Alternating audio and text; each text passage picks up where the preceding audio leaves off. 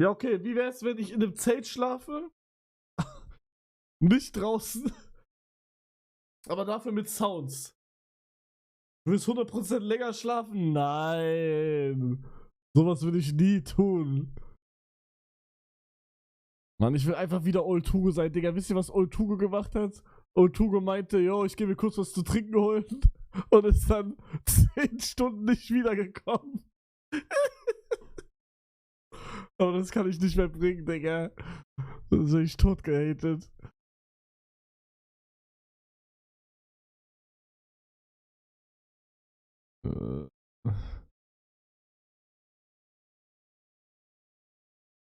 Das ist cool, glaube ich.